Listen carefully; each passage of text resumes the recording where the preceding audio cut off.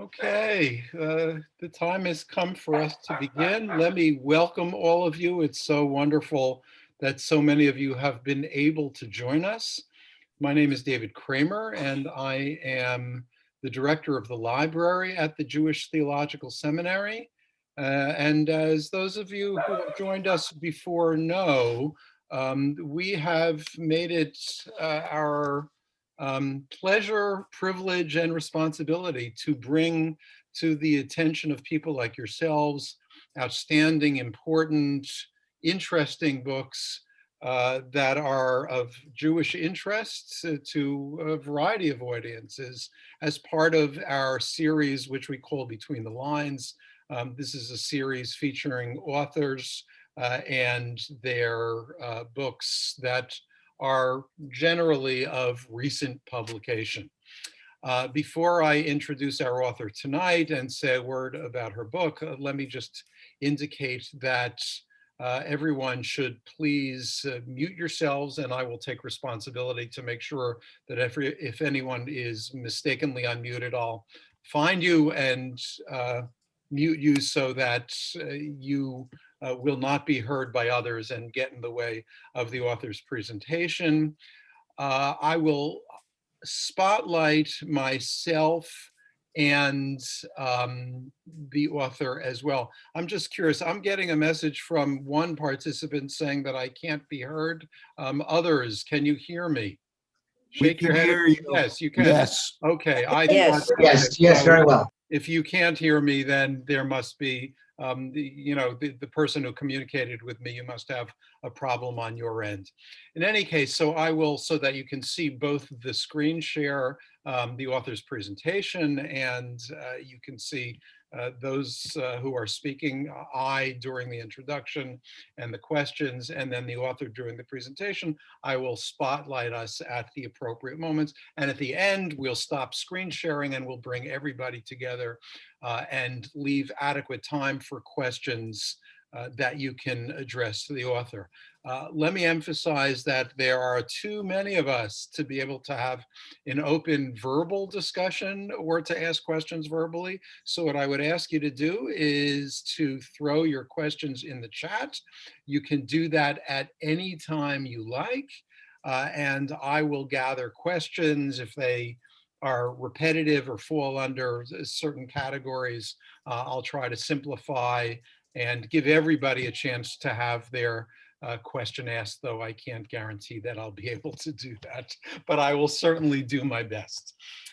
So tonight, our author is, as you know, Professor Paola Tartakoff, who is Professor of History and Jewish Studies at Rutgers University. Her book, which is of considerable interest to us, as I can see from the fantastic turnout we have. Its title is Conversion, Circumcision, and Ritual Murder in Medieval Europe. It is about one specific case of the blood libel ritual murder accusation, but it's about other matters as well, different perceptions, questions of conversion, forced conversion or not, different communities having different opinions, the possibility that different views would both be correct, and the mystery of contrary claims. So this is in some respect both a piece of historical scholarship, but also a mystery book where the author proposes a striking solution to the mystery that the case involves. I welcome you, Paola, and thank you for sharing your time with us. I am going to find you on my screen. You're no longer at the top of my screen. I'm going to find you on my screen and feature you. There you are. And I will spotlight you and invite you to begin your presentation. Thanks so much for being with us. Thank you so much, David, for this generous introduction. It's really an honor and a pleasure to be here this evening. I'd like to begin by expressing my thanks to everyone who has made this event possible: JTS, the JTS Libraries, David Kramer, Ofra Backenroth, Berenice Silverin, and everyone who's tuning in tonight for being here. Thank you so much. I'd also like to express my thanks to the friends, colleagues, and institutions in the US, Europe, and Israel who made it possible for me to write this book, with a special thanks to the Israel Institute for Advanced Studies in Jerusalem, where I spent a year working out some of the book's core arguments in conversation with phenomenal colleagues. Finally, it's an honor to express my gratitude this evening to JTS professor Benji Gampel, who was my professor when I was in graduate school at Columbia and has since become a mentor whose wit and wisdom continue to guide me today.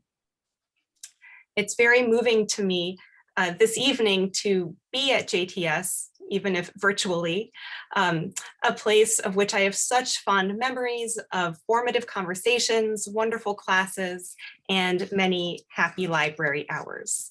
So thank you to everyone. This evening, I'm excited to share with you work that pertains both to the distant past and also to the present. At its heart, my new book investigates how two groups can interpret the same events in dramatically different ways, and how two groups' views of each other can become dangerously distorted. These core themes, I'd argue, are no less relevant today than they were 700 years ago. In my remarks, I'd like to do two things. First, tell you about the historical sources and questions that gave rise to this book. And second, zero in on one aspect of my research, which sheds light on medieval Jewish-Christian relations and proposes a solution to a local mystery. I'm just gonna figure out how to use the PowerPoint. Oh, that is so strange. Not all of the images are appearing now. Well, for now, I think I'll just proceed. And maybe if there's a little time during the Q&A, I can try to bring back some of the images of documents. They were there earlier. Maybe they'll come back. So what initially drew me into this project was a record of a trial that transpired in England during the 1230s. This record, which I had hoped you would see at the middle of the slide, is preserved on a roll of parchment in the National Archives in London. And in it, we read in Latin that in the year 1234, in the town of Norwich, a Christian doctor named Master Benedict accused a group of Jews of having kidnapped and circumcised his 5-year-old son, Edward. To be clear, this is not the case of William of Norwich, whom Norwich Jews were accused of murdering 100 years earlier. Now, in some regards, the 1234 case that I've begun to describe, which I shall refer to as the Norwich Circumcision Case, is not surprising. During the 13th century, Christians frequently accused Jews of injuring Christians, including Christian children. However, in many regards, the Norwich Circumcision Case is striking. First, the specific accusation of seizing and circumcising a Christian child was unprecedented. I knew of no earlier instances of this charge. Second, this case was highly unusual in that the Jews' alleged victim, young Edward, actually existed. Moreover, he survived his alleged ordeal at the hands of the Jews. He allegedly escaped from the Jews, and he appeared in court at age 9, where he took the stand and testified. Third, young Edward's description of his own alleged circumcision at age 5 is unlike anything we possess from the Middle Ages. In court, Edward recounted how he had been playing in the street one day when a Jew named Jacob seized him, carried him into his home, held him down and covered his eyes, while another Jew circumcised him with a small knife. In addition, Edward told the assembled Christian judges, clergy, and laymen that right after circumcising him, Jacob and the other Jews gave Edward a new name. So this intrigued me because Judaism traditionally pairs circumcision with naming, and also because of the peculiar way the Jews allegedly chose Edward's name. According to Edward, the Jews played a game that involved placing Edward's foreskin in a bowl of sand and then searching for it with straws. This detail is striking because in medieval Ashkenaz, we know that some Jews circumcised Jewish infants over a bowl of sand. Finally, what was to my mind most striking about the Norwich circumcision case was the way both Edward and his father explained why the Jews allegedly had circumcised Edward.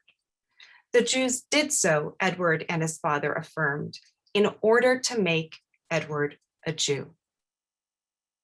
The first time I read this, I had to go back and reread. To make Edward a Jew, as in convert this Christian boy to Judaism? I had never heard of such a thing. Throughout the Middle Ages in Christian Europe, conversions between Judaism and Christianity overwhelmingly proceeded in the opposite direction. That is, from the minority Jewish faith to the majority Christian faith. In fact, Christians forcibly converted countless Jewish children to Christianity, and definitely not the other way around. Moreover, the penalty for conversion to Judaism, and for Jews who facilitated conversions to Judaism, was death. The notion put forth by the Christian prosecution in the Norwich case, namely that Norwich Jews had seized a random Christian boy off the street to convert him to Judaism, seemed preposterous, and I wanted to understand where it had come from. At the same time as it was clear to me that this Christian trial was laced with hatred of Jews, I couldn't help but notice indications that Norwich Jews actually might have circumcised Edward. Most significantly, Edward's body was repeatedly examined during the 1230s, and it was found to be circumcised. In addition, there were indications that local Christians had understood from the get-go that Jews had sought to make Edward a Jew. For example, the local Christian constable testified that shortly after the Jews allegedly circumcised Edward and he escaped, the Jews begged him for help recovering, quote unquote, their Jew. Jews who had been falsely accused of kidnapping a Christian child would never have done this. They'd never have run to a Christian authority for help. Nor are Jews portrayed as doing this in contemporaneous anti-Jewish yarns. So at this point in my reading of the trial record, I was brimming with questions. Who was Edward?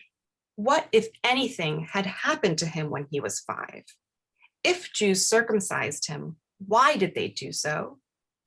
And more broadly, what did the accusation that Jews tried to convert a Christian child to Judaism mean to the Christians who participated in and heard about the Norwich circumcision case? So I'd like to provide just a little context for this last broadest question. As you know, Jews were a tiny minority in Christian Europe, yet they loomed large in the Christian imagination. As the people whom the Gospels associated with the devil and blamed for the crucifixion of Christ, Jews were the arch-villains in Christian sacred history. In addition, Jews adhered to the religion, Judaism, that Christians understood Christianity as having superseded. On account of this triumphalist perspective, the church cast Jewish converts to Christianity as affirmations of Christianity's victory over Judaism. What then, I wondered, might the contention that Jews were converting Christians to Judaism have reflected about 13th century Christian views of Jewish Christian power dynamics, about Christians' conceptions of the ways Jews allegedly went about trying to harm Christians in the present, and perhaps even about actual Christian conversions to Judaism at this time? As I considered these questions, I discovered an additional dimension to the Norwich Circumcision Case. Writing in the same decade as the court proceedings, Christian chroniclers in England described the case quite differently. They contended that Norwich Jews seized and circumcised Edward, not in order to make him a Jew, but instead in preparation to ritually crucify him. In other words, Christian chroniclers turned the case into an attempted ritual murder, which is to say, into an attempted Jewish effort to torture a Christian to death out of hatred for all things Christian. Once again, I was puzzled and intrigued. Among other things, I wondered, how were these 13th century Christian chroniclers and their Christian readers understanding circumcision, which I was thinking of as a Jewish rite of initiation, as part of an attempted ritual murder? I knew that 250 years later, in the late 15th century, maybe I'll stop in 1 second and see if I can reload the PowerPoint, David, if that's okay. Yeah, no, that's fine. Please go ahead. Okay, because some of these images are important to explaining what I'm trying to say. I'll just finish about Simon of Trent. I knew that Sure. at the end of the 15th century, circumcision became prominent in ritual murder narratives. For instance, Jews were said to have circumcised little Simon of Trent, on whom my colleague Magda Tedder has recently written a masterful book. And I soon realized that the 13th century Chronicle accounts of the Norwich circumcision case constituted the earliest known interweaving of circumcision and murder. And I wanted to understand how 13th century Christians had made sense of such a narrative. So this inquiry animates my book as well. And I'm just going to take half a second, if you'll allow me. Sure, do what you need to do. To close this. Did I stop sharing my screen? You did. Okay. And now I am going. Open it again. Hopefully it'll load into the slides and you can share it again. See if whether on your screen you can see the slides with the images. Yes, 1 second. It's opening, and now I am clicking on share screen, and I am choosing my PowerPoint. Can you see? Go to a bit, I mean, so we can I'll certainly make it- see now, but Yeah, if you I'll make it now, bigger. right, bring it to the whole screen. Okay, and let's see if, the images. Okay, so if you Beautiful. don't mind, I will just quickly flip through the slides that I was trying to show so far, and then I'll pick up where I left off. Sure, So, please. okay, so in the middle of the screen, you see the original document from the National Archives in London. This is the summary of the Norwich circumcision case in highly abbreviated Latin and not very good shape. This is as clear as I could get the image. Some parts have deteriorated quite a bit. And then on the next slide, there are these strange red lines on the screen. I don't know if you see them as well. I was just showing which part of the document I was bringing the description of the circumcision from. The part of the document I was citing where it says that the Jews specifically sought to convert the child to Judaism. And here you see quite beautifully illustrated some of these Christian chronicles from the 1230s, 40s, and 50s, which contain the ritual murder version of the Norwich circumcision case. So, and then finally, the iconic and gruesome depiction from the Nuremberg Chronicle of the ritual murder of Simon of Trent in the center of this slide, kind of including a circumcision of sorts and two other depictions of the child being circumcised by Jews. Again, much later, more than 200 years after the case that I'm studying. Okay, and then this was the last question that I mentioned before stopping. That is also something I explore in the book. I'm wondering, how did Christians understand circumcision as something Jews would do to a Christian child right before crucifying him? What was the point? What did it mean to them?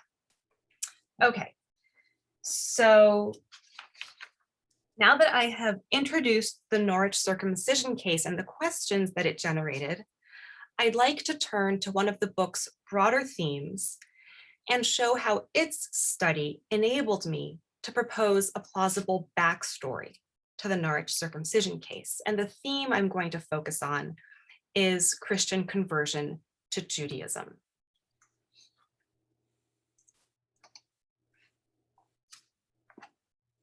As local sources were sparse and fragmentary as I set about my investigation, I widened my geographic lens and I began to detect a number of broad trends. For example, I discovered that right around the time of the Norwich Circumcision Case, Christian leaders and authors across Western Europe began to express heightened anxiety about Jews influencing Christians religiously. In fact, popes, bishops, kings, inquisitors, chroniclers, and jurists accused Jews of formally converting Christians to Judaism. Almost all of these accusations referred specifically to Jews circumcising Christians. Some Christian authors even used the term circumcision as shorthand for conversion to Judaism, including when referring to the conversions of Christian women. These Christian accusations that Jews were, quote, wickedly drawing Christians into Judaism and circumcising them, unquote, have received little sustained scholarly attention. Yet they had dire consequences for Jewish communities. As the examples on this slide show, Christian authorities in German lands, southern France, northern Italy, Majorca, Catalonia, and Valencia threatened, prosecuted, and punished Jews on charges of inducing Christians to convert to Judaism. This more expansive European context reframed my understanding of the Christian accusations in the Norwich case. I now recognized that these accusations voiced widespread contemporaneous Christian anxieties about Jews as ruthless proselytizers. In addition, this broader European context recast the Norwich judicial proceedings as one of several instances in which medieval Jews were prosecuted on charges of converting Christians to Judaism, and as the only such case whose records survive. This broader context also recast the case as one of many such instances leading to tragic consequences. As a result of the Norwich proceedings, 3 Jews were hanged and 10 became fugitives. In the book, I show that multiple factors fueled 13th century Christian anxieties about alleged Jewish proselytizing, and these included the growing Christian conviction that Jews imminently threatened the integrity and security of the Christian majority. I argue that the charge of wicked Jewish proselytizing belonged to the same constellation of anti-Jewish libels as charges that are more familiar to us, such as the false and noxious accusations of ritual murder and host desecration, which emerged during roughly the same period. All 3 of these alleged Jewish crimes could, among other things, involve injuring Christian bodies and making them bleed. And the view that circumcision, a key rite in male conversion to Judaism, was cruel and perverse is apparent in the image on the left, which was produced within only 1 decade and a few kilometers of the Norwich Circumcision Case. Its formal subject is the biblical Jacob circumcising the Israelites at Gilgal, but its depiction of a stocky, hairy, hook-nosed man circumcising frail, fair, naked boys standing in what seems like a pool of blood powerfully illustrates how Christians could perceive the alleged Jewish circumcision of Christians as barbaric and predatory and thus akin to crucifying a child or stabbing a consecrated Eucharistic wafer, which Christians believed to be the actual body of Christ. So all of this was helping me understand the accusations in the case, but it was not shedding light on Edward's identity or experiences. And to try to get at these facets of the case, I had to learn what, if anything, was going on at this time in terms of actual movement out of Christianity and into Judaism. This was not easy to do, especially at a distance of 700 years. As I mentioned, conversion to Judaism was punishable by death, and this meant that it was undertaken in secret. When all went smoothly with a conversion, it usually went unrecorded. Gathering scattered Jewish and Christian references to Christian conversions to Judaism, I was able to analyze a very small number, fewer than 40 cases, in which men and women who were born into Christian families converted to Judaism during the 13th century. On the slide, I've shared just a handful of these, featuring men and women. The men include Christian clergy from England, German lands, and Iberia, who met a range of fates. Several were executed by Christian authorities. One, Johanna at the bottom, returned to Christianity, and some vanished into the mists of history, so to speak, and we just don't know what became of them. In spite of their small number, cases such as these of born Christians who converted to Judaism are significant. They reveal that amid and despite growing Jewish-Christian tensions and against a tide of Jewish conversion to Christianity, for the same century, we have well over 1,000 Jewish conversions to Christianity. Some Christians and Jews risked their lives for the sake of conversion to Judaism. And these cases also reveal that Christian concerns about conversion to Judaism were not entirely divorced from all reality, even though they severely distorted reality. All of this was engrossing, but it did not seem to be bringing me closer to Edward. In fact, I was struck by how different these cases seemed from everything I knew about Edward. And that's when I had a realization. What was of the essence here was that what Christians referred to as Christian apostasy to Judaism actually encompassed two very different social phenomena. One was born Christians converting to Judaism, which is what I've been discussing. The other was the return to Judaism of Jewish converts to Christianity, on which my colleague Ephraim Kanarfogel has just published a new book which focuses on rabbinic attitudes. Christian authorities equated these two phenomena, conversion and return to Judaism, and they punished them identically. However, on the ground, they were very different. In medieval Europe, much more frequently than born Christians converted to Judaism, Jews who had converted to Christianity returned to Judaism. Christians and Jews did not see eye to eye about the religious identity of these individuals. According to Christian canon law, these individuals were Christian because they had been baptized. By contrast, according to Jewish law, these individuals had never ceased to be Jews. For this reason, and also because of Jews' personal ties to Jewish apostates, some Jews encouraged and even pressured Jewish apostates to return to Judaism. And I should note here that by contrast, Jews actually discouraged born Christians from converting to Judaism.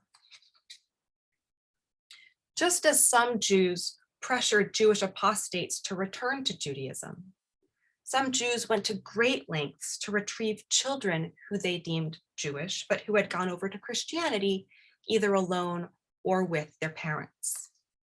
And here's where Edward began to come into focus.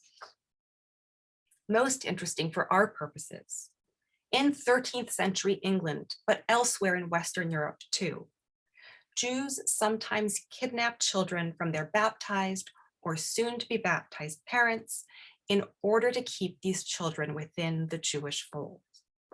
For example, In 1236, which is precisely the decade of the legal proceedings in the Norwich case, Jews in nearby Northampton took away the children of a Jew who was planning to be baptized.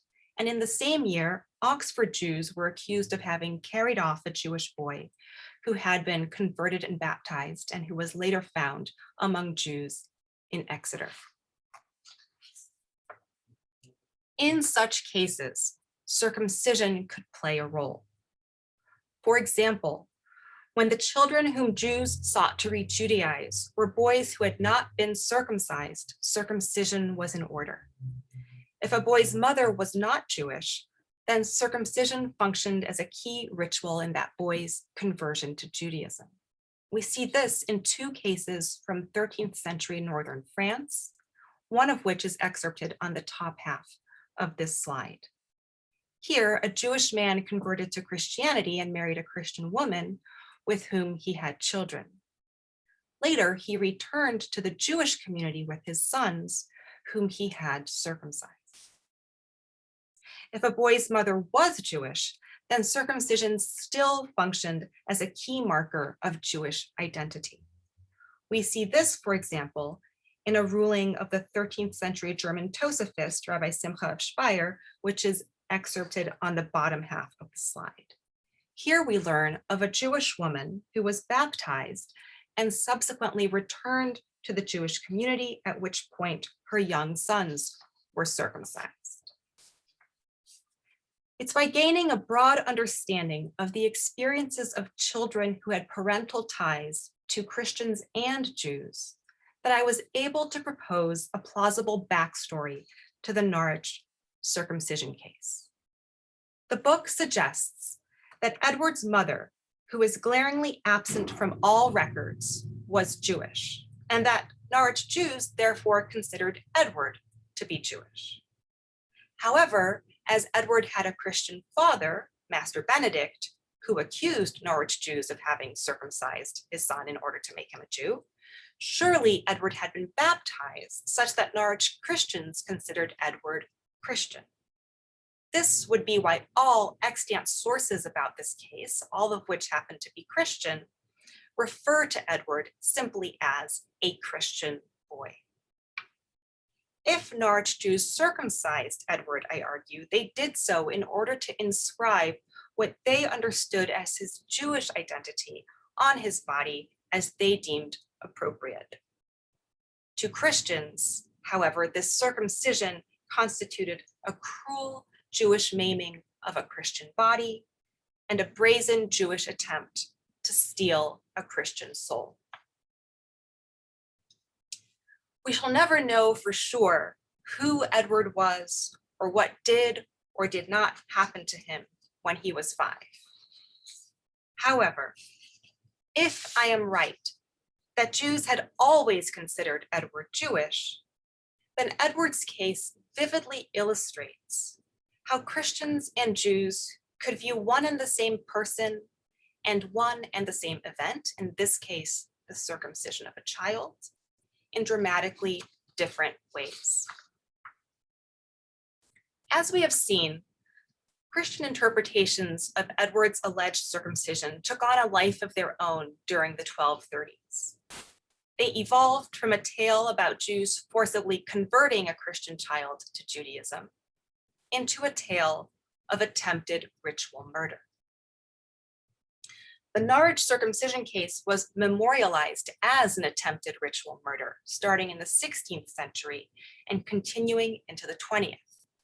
Here you see it listed as an attempted ritual murder in the notorious 1934 issue of the German tabloid Der Stürmer.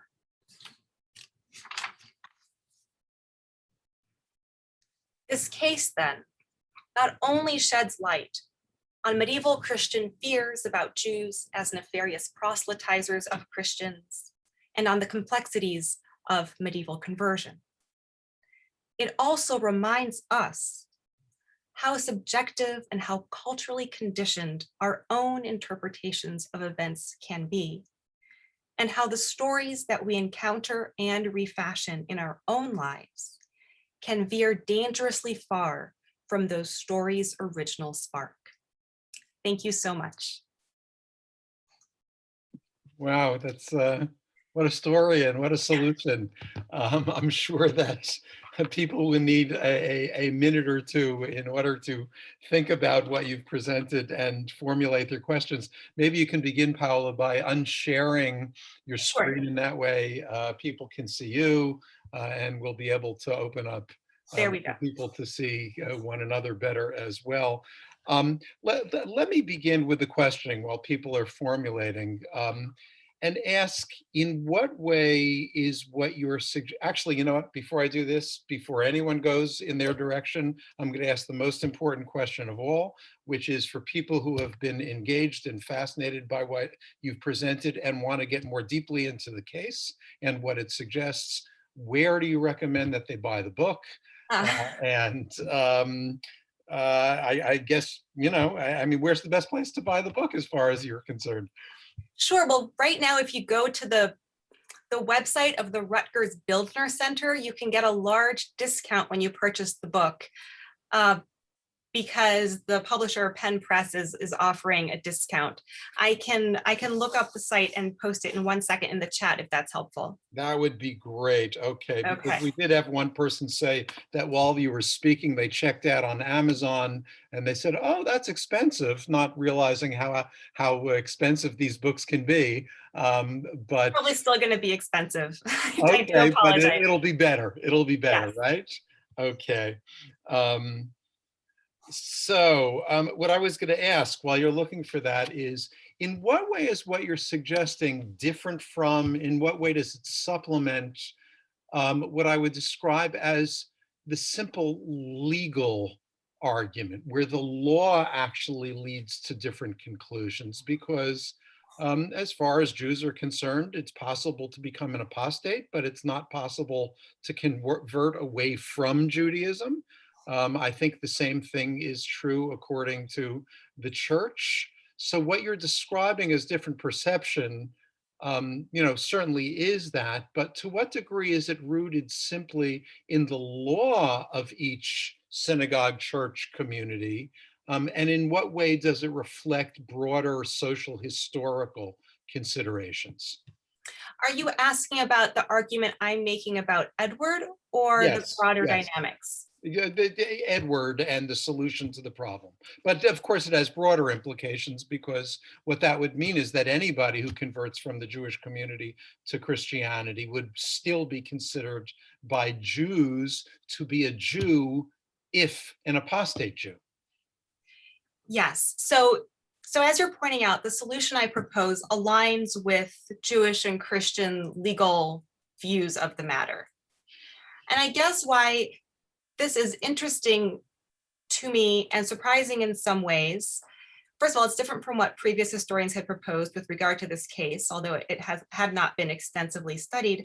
But also, I'm a cultural historian, and I'm keenly aware of the fact that in daily life, Jews and Christians don't tend to live in accordance with Jewish and Christian law, at least in the 13th century. I'm a medievalist. Maybe today it's different, but daily life is usually much more complicated. So we know, for example, that even though according to Jewish law, afal pi shechata Yisrael, who, you know, even though one has sinned, one is still a Jew, popular attitudes toward Jews who had converted to Christianity often didn't quite align with that. And there was a lot of negativity and resentment and suspicion and fear of Jews and exclusion and resistance to welcoming them back into the Jewish community on the part of Jews, even though according to Jewish law, they were still Jewish. So the fact that that's what the law stated in the case does not, and I'm always telling my students, mean that that's the way life was lived. On the Christian side, just as well, just because someone was assumed to, you know, be Christian because they were baptized didn't mean that there weren't Christian authorities who would let a baptized child, that there were not any who would allow baptized Jewish children return to their Jewish families. On the ground, so to speak, there were controversies and individuals who had different priorities, different life experiences, different points of view. And even, as we know, within Jewish law and within canon law, there are multiple opinions and dominant, less dominant ones. And so it all becomes a lot more complex the more granular one gets even just sticking to the legal questions. We have court cases in this period, Jews and Christians jousting for custody over a girl who ends up in a monastery. Was it her choice? Should she go home until she's 13 and then she chooses on her own? And it's not clear cut at all, even though according to certain laws, it might seem to be. So I had to take a very long route to come to a conclusion that might seem expected in some ways, but I was able to verify through my broader research that these dynamics were actually at play on the ground in many communities. Great. Okay, thank you. Just to lay the basic factual groundwork, one of our participants wants to know approximately how many Jews were there in England in the 13th century? What do we know about that? That is a great question. I know that in Norwich, there were about 200. And one reason why that's interesting is that essentially the entire community, I end up arguing in one chapter, knew about this case and was involved in it and was affected by it. And if I'm right about my hypothesis here, and this is about trying to bring a child back into the community whom Jews regard as Jewish, it shows how risky this was for everyone, and also how no one could not have been in the know. Some of the Jews who become exiles on account of this case are later found in northern France, and one has to think that they told their co-religionists in northern France what had happened. And some converts from the town end up in Germany a decade later, and one has to think that they spread word about this case there too. And so we are talking about small numbers, but people are traveling and are highly networked across the continent. So given what you just said, and you used the term risk, a couple of questioners wanted to know, they were surprised by the willingness of Jews to confront the danger of taking a child, circumcising that child, even though they thought the child was Jewish. If Christians considered the child to be Christian, then what do we do with that risk? What would have been necessary to do such a thing, even in the face of the danger? So I can only guess from 700 years away. Part of the answer would have to do with who exactly Edward was, and another has to do with everyday Jewish-Christian relations actually being more complex and unpredictable than we tend to assume when we focus on persecutions only. So I hypothesize that not only was Edward a child of mixed Jewish-Christian parentage, but he was also a rather neglected, abandoned child. When he's discovered crying by the river after he's been circumcised and he has escaped, according to the story, we don't really know how much to behave. No one knows who his parents are. No one knows who his father is. It takes days to locate someone who takes responsibility for him. If he had actually been the cherished, beloved son of the town physician, I think that wouldn't have taken so long, for example. So if he was a sort of abandoned, neglected child, maybe Jews thought they could get away with this a little bit better. I don't know, and it's hard to know why anyone would have waited till he was 5 years old. Did his mother pass away at that point, or had she died in childbirth, or given him up because he was born out of wedlock? And we know Jewish and Christian women abandoned babies at times in the 13th century, including in Norwich. So that's part of the picture. And then in terms of the broader scenario, Jews and Christians weren't as separate and always as hostile to one another as groups, and as clear-cut a way as it's convenient to think and imagine, and often helpful to teach.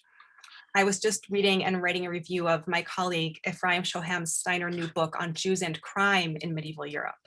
And it is just mind-boggling to what extent individual Christians and Jews collaborated in committing crimes, and also in seeking to exact retribution for crimes and prosecute crimes. So it's really interesting. Wow.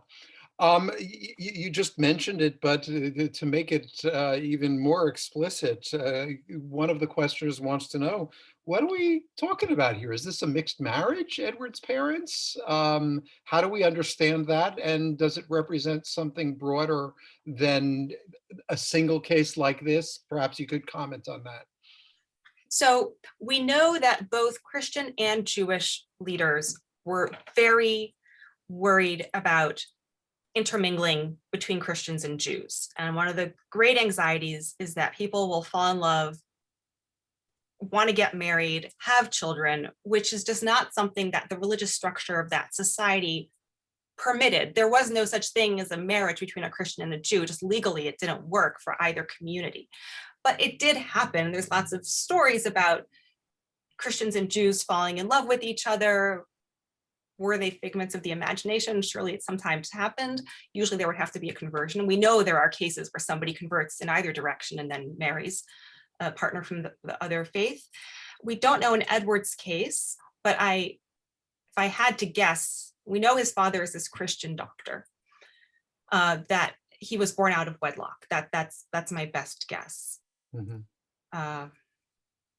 Otherwise, if his mother had converted to Christianity as well, he would to Judaism, he would have been circumcised. And he seems to have been raised among Christians because his father and the whole community believes that he's Christian, and until that point had not been circumcised. Okay. One questioner wants to know more about the trial. Say something about why it took place, for example, the amount of time after the events that it did. No, it's not Something about the verdict. I hear that someone is unmuted. I will find them and make sure that you can hear and that people can hear you. Go ahead. Could you just repeat? They want to know about the trial, the time difference. Say a little bit more about the trial, about when it took place, what the verdict was. Yes. So the trial takes place over the course of about 10 years, and it's very drawn out, and we only have very fragmentary records from it. So a lot is sort of just guessing what happened in between. So for example, Edward is said to have been circumcised when he's 5, but he's 9 when he finally takes the stand in court. Either way, one can't put any stock in what the child said. Anyone could have told him what to say. Can't remember, can't be trusted. I know because I have kids that age. But the trial begins locally. It ends up in front of King Henry III of England. So it becomes a very high profile case. The Jews want it to stay in secular court because they think they have a better chance of getting a fair trial that way. But eventually the Archbishop of Canterbury prevails on the king to have it turned over to ecclesiastical authorities. And it's church authorities who end up condemning the Jews to death, at least those who they determined to have been the ringleaders. These happen to be leading moneylenders from Norwich. The 3 Jews who are hanged, all of their property is turned over to the crown, and then they are put to death. And someone who benefits directly from this happens to be Edward's Christian father, who ends up indirectly getting some of that confiscated property. So it's a situation in which one sees how the accusations, the unfolding of the trial, the outcome of the trial are just laced with anti-Judaism. It's in many ways a tragic show trial. But I argue that can be recognized, and we can learn from that about medieval Christian anti-Judaism without necessarily dismissing the accusations at the root of the trial as worthless for any other type of research. That it's worth hanging on to them and thinking about them in light of Jewish records and sources of the time as well, to see whether there is some connection with other dynamics. Okay, great. I've got 3 questions. I'll lay them out, and if you need a reminder in between, I'll share the reminder with you. Somebody wanted to know if, it's not too long after this that Jews were expelled from England, so whether there's any connection between what you've presented here and the expulsion. Somebody wants to know more about what the research process was like to prepare this book. I know professors who write books always like that question. And then one that I've got to read because it's detailed. So Martin says that he's heard lectures stating that at certain times the feeling was that a person who converted was not just leaving the Jewish religion, but had metaphysical change in their body to a Christian body. This led to halachic questions about fetus in the converting woman, was the infant Jewish or Christian at birth, and so forth. So if you can share something about that, that would answer that question. Go ahead. Thank you. So absolutely, the expulsion of the Jews from England takes place in 1290.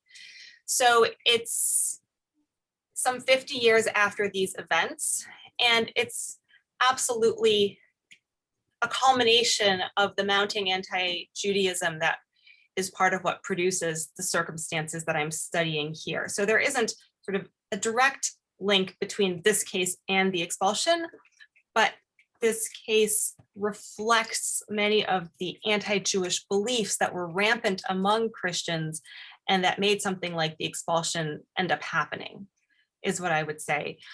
In terms of the process, I first came across the seeds for this book in the process of writing my first book, which was on northeastern Spain and conversion to Christianity. I always confuse the two directions, from Judaism prior to the start of the Spanish Inquisition. And I came across references to conversions to Judaism. And I thought, how strange, like, what were those stories about? But I had my blinders on because I had to finish my first book. And so I just kept a file with the cases I found. And in a footnote to a 19th century article, I found a reference to the Norwich Circumcision Case, which also captivated me. But I didn't have time to look on it. It was England, I was working on Spain, so I put it in another drawer. And I thought that they were two separate things to look into later. And as I began to research each one, I realized that they spoke to one another, and that in fact, in order to understand Edward's story, I had to zoom out and I had to gain a broader sense of the landscape of conversion, which until recently, medieval conversion between Judaism and Christianity has been seen as something that happened in only one direction, from Judaism to Christianity, and mostly either at swords point, sort of mass violent forced conversions of Jews, or a handful of learned Jewish men went over to Christianity and became anti-Jewish polemicists, theologians, people who stoked anti-Judaism in the Christian world. And in my research, I've come across women and children, and not only a few born Christians who convert to Judaism, but also many converts to Christianity who return to Judaism. So the whole landscape suddenly comes alive, and there are people who are going in two directions, even if it's mostly in one direction. And it's a whole cast of characters, many of them marginal figures in society. And one starts to notice, in fact, parallels in the experiences of converts in both directions. Both Jews and Christians love getting learned, wealthy men converting to their religion.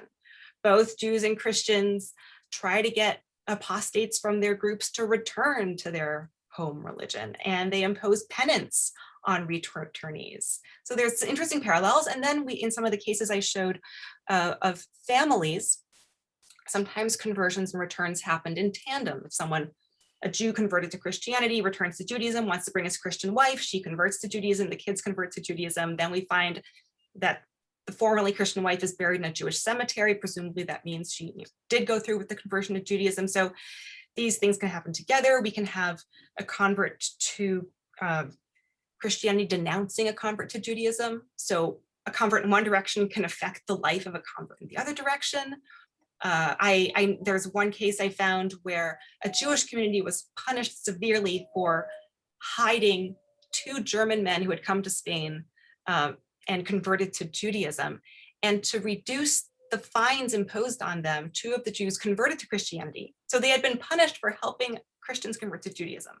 To reduce the punishment, they convert to Christianity. They go to North Africa, Muslim lands, where they can return to Judaism with impunity, and there they return to Judaism. So it's like this whole zigzag back and forth, these stories where you start to realize you can't talk about conversion in one direction without talking about conversion in another direction. It's much more